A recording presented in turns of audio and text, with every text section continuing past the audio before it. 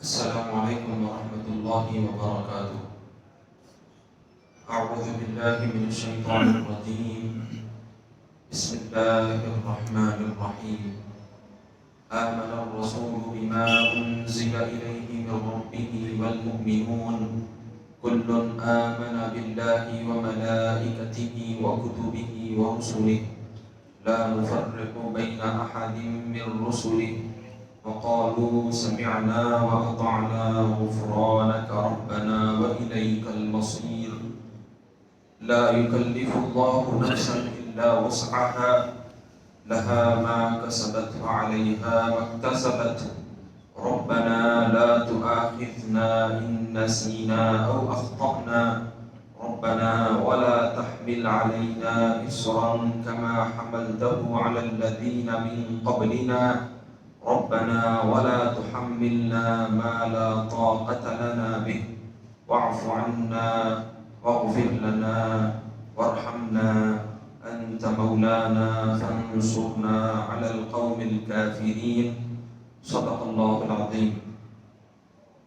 محترم حاضرین، ابھی جن آیات کی تلاوت کی گئی ہے یہ تیسرے پارے سورہ بقرہ کے 40ویں رکوع کی آخری آیتیں ہیں. اب یہاں پر سورہ بقرہ کا اختتام عمل میں آ رہا ہے. سورہ بقرہ کی ابتدا میں اللہ سبحانہ و تعالیٰ نے یہ بات ارشاد فرمائی تھی کہ ہدی للمتقین، کہ یہ جو کتاب ہے یعنی قرآن کریم پرہیزگاروں کو ہدایت فرمانے والی ہے، ان کو سیدھا راستہ بتلانے والی ہے. تو اللہ تعالیٰ نے اب یہاں پر اختتام پر بڑے اہم باتیں یہاں پر ذکر فرمائی ہیں، اور سورہ بقرہ کے اندر جو باتیں ذکر کی ان میں سے ایمان، عبادات، معاملات، یہ تمام تر چیزوں کے جو اہم باتیں تھیں، احکامات تھے، سورہ بقرہ کے اندر اللہ تعالیٰ نے اس کو بیان فرمایا. ایمان کے تعلق سے توحید یعنی اللہ کو ایک ماننے اور رسول اللہ صلی اللہ علیہ وسلم کو سچا رسول ماننے، آخرت پر ایمان رکھنے، مرنے کے بعد دوبارہ اٹھائے جانے، قیامت کے تعلق سے اللہ تعالیٰ نے سورہ بقرہ میں احکامات بیان فرمائے. پھر عبادات، معاملات کے تعلق سے بڑی اہم باتیں ذکر فرمائی کہ نماز، روزہ، زکوٰۃ، حج، اور اسی طرح سے نکاح کے تعلق سے کچھ اہم باتیں جس کے تحت خلا، طلاق، اور پھر قصاص کے تعلق سے اور چند باتیں تجارت اور سود کے تعلق سے اللہ تعالیٰ نے بیان فرمائی، تاکہ ایک پرہیزگار جو اس کو زندگی گزارنی ہے ان چیزوں پر کس طرح سے عمل کرے، اللہ تعالیٰ نے اس کو بتلا دیا ہے. اب اس کے بعد جو باتیں اب یہاں پر اختتام میں ذکر فرمائی جا رہی ہیں وہ بڑی اہم یہ ہے کہ ہر ایک مسلمان کو یہ بات یاد رکھنی ہے کہ اللہ ہمارا مالک ہے، ہم اس کے غلام ہیں، بندے ہیں. غلام کا کام یہ ہوتا ہے کہ مالک کی بات ماننا، مالک کے حکم کی نافرمانی نہیں کرنا. تو اب اختتام میں اللہ تعالیٰ اس کو اور صاف الفاظ میں بیان فرما رہے ہیں کہ اللہ تعالیٰ ہر چیز کا خالق و مالک ہے. ہم کو اس بات کا احساس ہمیشہ رکھنا ہے تاکہ ہم صحیح ڈھنگ سے، اخلاص سے اللہ کی عبادت کریں اور ہمیشہ اپنے معاملات میں، ہر چیز میں اللہ سبحانہ و تعالیٰ ہی کے احکامات کی پابندی کریں. اور پھر کل کی جو آیت گزری اس کے اندر یہ بھی بتلا دیا گیا کہ اللہ تعالیٰ دلوں کے حال کو اچھی طرح سے جاننے والا ہے. ہم جو چھپاتے ہیں، جو ظاہر کرتے ہیں، اللہ کو اس کا علم ہے، اور اللہ تعالیٰ ہمارے ان چیزوں پر جو برے چیزیں ہم اپنے اندر دبائے رکھتے ہیں، چھپائے رکھتے ہیں، اس پر پکڑ فرمانے والا ہے. یعنی ایسے برے ارادے جو غلط کام کے تعلق سے ہم نے ٹھان رکھے ہیں، پلان بنا چکا ہے، تو اللہ تعالیٰ ایسی چیزوں پر گرفت فرمانے والا ہے. تو لہٰذا ہر مسلمان کو یہ چیز ہمیشہ یاد رکھنی ہے کہ اللہ تعالیٰ ہمارے ہر عمل سے بخوبی واقف ہے، اور پھر قیامت کا جب دن ہوگا اللہ تعالیٰ اس کا حساب بھی لیگا. اگر اللہ چاہے تو دنیا کے اندر بھی ہماری پکڑ فرما سکتا ہے. تو لہذا ہم کو اپنے اعمال کو درست رکھنا ہے. ہماری نیتوں کو درست رکھنا ہے. اگر ہم اپنی نیتوں کو صاف رکھیں گے، اخلاص ہوگا، اس کے بعد جب ہم اعمال انجام دیں گے تو اس پر ہم کو ثواب بھی ملے گا. نیت خراب ہوگی تو اس پر کوئی ثواب بھی نہیں ملے گا. تو لہذا ہم کو اخلاص ہمیشہ اختیار کرنا چاہیے. اب اس کے بعد فرما دیا گیا کہ عبادت کی ضرورت ہم کو ہے، اللہ کو نہیں ہے. اللہ تو بے نیاز ہے، اللہ چاہے تو بخش دے، اللہ چاہے تو عذاب دے، وہ اس کی مرضی ہے، وہ خالق و مالک ہے ہمارا. تو لہذا ہم کو اللہ تعالیٰ کی ہمیشہ عبادت کرنی چاہیے.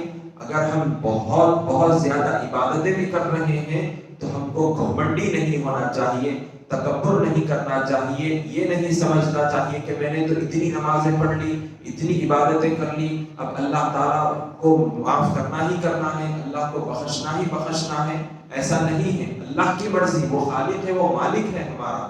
وہ چاہے تو بخش دے، جنت میں داخل کرے اپنے فضل و کرم سے. اگر وہ چاہے تو ہم سے جو غلطیاں ہوئی ہیں اس پر ہم کو مواخذہ کرے، پکڑ فرمائے اور دوزخ میں ڈالے، وہ اس کی مرضی. لیکن ہر بندے کو یاد رکھنا ہے کہ ہم کو اپنے رب کی عبادت کرنی ہے، اور جو ہم عبادت کر رہے ہیں اس پر اترانا نہیں ہے، گھمنڈ نہیں کرنا ہے، تکبر نہیں کرنا ہے، بلکہ ہمیشہ عاجزی، تواضع، جھکاؤ پن اس کو اختیار کرتے رہنا ہے. اب آئیے آج کی جو آیتیں ہیں، گزشتہ جو آیت گزری تھی اس میں یہ بات فرمائی گئی کہ دلوں کے اندر ہمارے جو چیز چل رہی ہے تو اس پر اللہ تعالیٰ پکڑ فرمائے گا. جب صحابہ کرام نے یہ حالت سنی، یہ آیت سنی تو بڑے پریشان ہو گئے، حیرت میں پڑ گئے کہ ہمارے دلوں کے اندر جو خیالات آتے ہیں اس پر تو ہمارا کنٹرول نہیں ہے. جب چاہے جب کوئی بھی وسوسہ آ سکتا ہے، کوئی بھی خیال آ سکتا ہے. اب اگر اللہ تعالیٰ اس پر پکڑ فرمائے گا تو پھر کیسا ہوگا ہمارا حال. تو لہذا صحابہ کرام حضور کی خدمت میں گئے اور عرض کرنے لگے، یا رسول اللہ یہ چیز ہم کو بڑی بے چین کر رکھی ہے. تو حضور نے فرمایا کہ دیکھو پچھلے لوگوں کی طرح تم نہ ہو جاؤ. سمعنا وعصینا، پچھلے لوگوں نے کہا ہم نے سنا اور عمل نہیں کیا. بنی اسرائیل جیسا کہ ان لوگوں نے کیا تھا کہ اللہ تعالیٰ نے جو احکامات دیے اس کو سنتے تھے مگر عمل نہیں کرتے تھے. تو صحابہ جب حضور کی خدمت میں جب بات رکھے تو حضور نے فرمایا کہ پچھلے لوگوں کی طرح اپنا رویہ اختیار مت کرو اور اپنے رویے کو ان کے جیسا نہ بناؤ، بلکہ سنا اور اس پر عمل نہیں کیا، ایسا نہیں، بلکہ یہ کہو، یہ کرو، سمعنا واطعنا، ہم نے سنا اے باری تعالیٰ، ہم نے سنا آپ کے حکم کو، مان لیا اور عمل کر رہے ہیں ہم نے.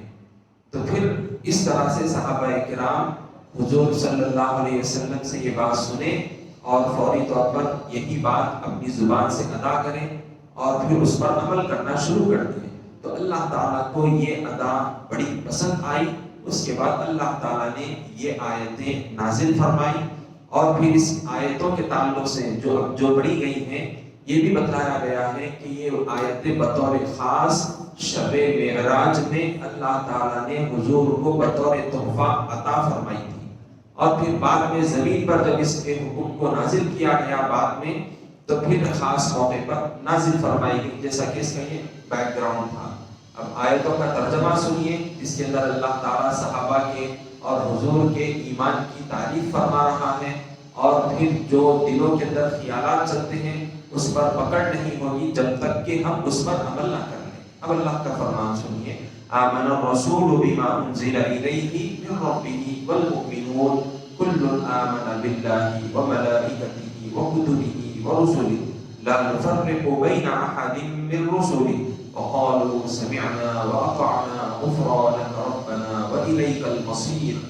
یعنی یہ پیغمبر محمد صلی اللہ علیہ وسلم اس کتاب پر ایمان رکھتے ہیں جو ان کے پروردگار کی طرف سے ان پر نازل ہوئی، اور اسی طرح ایمان والے بھی یہ سب کے سب اللہ اور اس کے فرشتوں اور اس کی کتابوں اور اس کے پیغمبروں پر ایمان رکھتے ہیں اور کہتے ہیں کہ ہم اس کے پیغمبروں میں سے کسی ایک کو دوسروں سے جدا نہیں سمجھتے. یعنی تمام پیغمبروں پر ایمان رکھتے ہیں اور وہ عرض کرتے ہیں کہ ہم نے تیرا حکم سنا اور قبول کیا. اے پروردگار ہم تیری بخشش مانگتے ہیں اور تیری ہی طرف لوٹ کر جانا ہے۔ تو اس آیت میں اللہ تعالیٰ نے صحابہ کرام کی بڑی تعریف فرمائی، اور سب سے پہلے حضور صلی اللہ علیہ وسلم کے ایمان کی تعریف فرمائی کہ حضور کا ایمان سب سے اعلیٰ ہے، سب سے اکمل ہے، کہ حضور صلی اللہ علیہ وسلم کے ایمان کی تعریف کے ساتھ صحابہ کی تعریف فرمائی کہ صحابہ کی حالت یہ ہے کہ جو بات ان کو کہی جاتی ہے، جس چیز کے ماننے کا حکم دیا جاتا ہے، تو یہ بلا جھجک اس کو مان لیتے ہیں اور اس پر عمل کرتے ہیں، اور ان کا ایمان یہ ہے کہ تمام تر چیزوں پر وہ اللہ تعالیٰ نے جو جو حکم دیا ہے اس پر ایمان رکھتے ہیں۔ حالانکہ پچھلے لوگوں کی یہ حالت تھی سابقہ، جیسا کہ بنی اسرائیل کی حالت تھی یہودیوں کی، کہ جب حضرت عیسیٰ علیہ السلام تشریف لائے تو عیسیٰ علیہ السلام کو یہودیوں نے نہیں مانا، اور صرف کہتے تھے کہ ہم موسیٰ علیہ السلام کو ہی مانیں گے اور تورات کو ہی مانیں گے، انجیل کو نہیں مانیں گے۔ اور پھر جب عیسائی آئے تو انہوں نے حضور صلی اللہ علیہ وسلم کو نہیں مانا، اور کہتے تھے کہ ہم عیسیٰ علیہ السلام ہی کو مانیں گے اور انجیل کو ہی مانیں گے، قرآن کو نہیں مانیں گے۔ تو یہ پہلے لوگوں کی یہ کیفیت تھی، لیکن ہم مسلمانوں پر یہ جو چیز لازم ہے، جو ایمان رکھنا ہے، جو عقیدہ رکھنا ہے، وہ یہ ہے اللہ کو ایک ماننا ہے، اسی کے آگے سر جھکانا ہے، اللہ کی ہر بات کو ماننا ہے، محمد مصطفیٰ صلی اللہ علیہ وسلم کو اللہ کا رسول ماننا ہے، اور تمام پیغمبر جو دنیا میں اللہ تعالیٰ نے ان کو بھیجا ہے، اب ان کی صحیح تعداد اللہ ہی بہتر جانتا ہے کہ کتنی ہے۔ اب جو مشہور و معروف جو روایتیں ہم کو ملتی ہیں 1,24,000 یا اور بھی مختلف روایتیں جو ملتی ہیں، تو الغرض جتنے پیغمبر دنیا میں بھیجے گئے ہیں، اللہ نے بھیجے ہیں، تمام رسولوں اور نبیوں پر ہم کو ایمان رکھنا ہے کہ اللہ تعالیٰ نے لوگوں کی ہدایت کے لیے ان کو دنیا میں بھیجا، اور جتنی بھی آسمانی کتابیں اللہ تعالیٰ نے نازل فرمائی ہیں، ان تمام مقدس آسمانی کتابوں پر ایمان رکھنا ہے، ان کو سچا ماننا ہے کہ اللہ تعالیٰ نے لوگوں کی ہدایت کے لیے ان کو نازل فرمایا۔ اب عمل کس کو کرنا ہے؟ عمل جس پر ہم کو کرنا ہے وہ قرآن کریم ہے۔ ماں باقی جتنی کتابیں تھیں اب وہ سب کی سب منسوخ ہو چکی، کسی پر ہم کو عمل کرنا نہیں ہے، صرف اور صرف قرآن کریم پر ہی ہم کو عمل کرنا ہے، حضور کی لائی ہوئی شریعت پر ہی ہم کو عمل کرنا ہے، لیکن سب کو سچا برحق ماننا ہے، نبیوں کو اور ساری کتابوں کو۔ اسی طرح سے اس آیت میں بتلایا گیا کہ صحابہ کرام کا جو ایمان ہے اور جو ہم کو بھی ایمان رکھنا ہے وہ یہ ہے کہ تمام فرشتوں پر بھی ایمان رکھنا ہے، کیونکہ سابقہ جو لوگ گزرے ہیں ان میں سے بعض ایسے تھے کہ فرشتوں کو بعض معاذ اللہ کی بیٹیاں مانتے تھے، کوئی اللہ کے بیٹے مانتے تھے، الغرض مختلف باتیں تھیں۔ تو اللہ تعالیٰ نے بتلا دیا کہ فرشتے اللہ کی مخلوق ہیں، اللہ کے بندے ہیں، معصوم ہیں، اللہ جو حکم دیتا ہے وہی کرتے ہیں، وہ نوری مخلوق ہے، وہ نافرمانی نہیں کرتے۔ تو ہم کو بھی یہی ایمان رکھنا ہے کہ وہ اللہ کی مخلوق ہے، اللہ کے بندے ہیں اور نوری مخلوق ہے، اللہ جو حکم دیتا ہے اسی پر وہ عمل کرتے ہیں، اللہ کی نافرمانی نہیں کرتے۔ اور تمام کتابوں پر ایمان رکھنا ہے، سچا ماننا ہے، تمام رسولوں پر ایمان رکھنا ہے، سب کو سچا ماننا ہے۔ اور صحابہ کا ایمان یہاں پر ذکر فرمایا گیا کہ وہ کسی پیغمبر کو کسی سے جدا نہیں کرتے، یعنی موسیٰ علیہ السلام پر بھی ایمان رکھتے ہیں، داؤد علیہ السلام، عیسیٰ علیہ السلام، ابراہیم علیہ السلام، اسماعیل علیہ السلام، جتنے پیغمبر آئے جن کا نام ہم کو ملتا ہے یا جن کا نام ہم نہیں جانتے، اللہ کے ان تمام پیغمبروں کو مانتے ہیں، سچا جانتے ہیں، کسی کو کسی سے الگ جدا نہیں کرتے اور سب کی تعظیم بجا لاتے ہیں۔ اور پھر اللہ تعالیٰ نے ان کی ادا کو پسند فرمایا، جو کلمات ان کی زبان سے جاری ہوئے تھے کہ اے باری تعالیٰ ہم نے آپ کے حکم کو سن لیا اور قبول کر لیا، تو اللہ تعالیٰ نے یہ بھی قرآن کریم میں نازل فرما دیے کہ سمعنا واطعنا، جس کے معنی یہ ہے کہ ہم نے سن لیا اے باری تعالیٰ آپ کے حکم کو اور قبول کر لیا، مان لیا، فرما برداری کر لی۔ اور پھر یہ دعا بھی بتلائی گئی کہ غفرانک ربنا والیک المصیر، کہ ہم آپ کی بخشش کے طلبگار ہیں، کہ مولا ہم سے کوئی بھی بھول چوک بھی ہو جائے، غلطی ہو جائے تو آپ معاف فرمانے والے ہیں، آپ کی بخشش کے ہمیشہ ہم طلبگار ہیں اور ہم آپ سے بخشش بھی مانگتے ہیں، کیونکہ ہم کو آپ ہی کی بارگاہ میں لوٹ کر جانا ہے۔ انشاءاللہ تعالیٰ آگے کی جو آیت ہے اس کو بھی ہم ہم آئندہ تفصیل کے ساتھ ذکر کریں گے. وصلی اللہ تعالی وسلم علی خیر خلقہ سیدنا محمد وعلی آلہ وصحبہ اجمعین. الحمد للہ رب العالمین.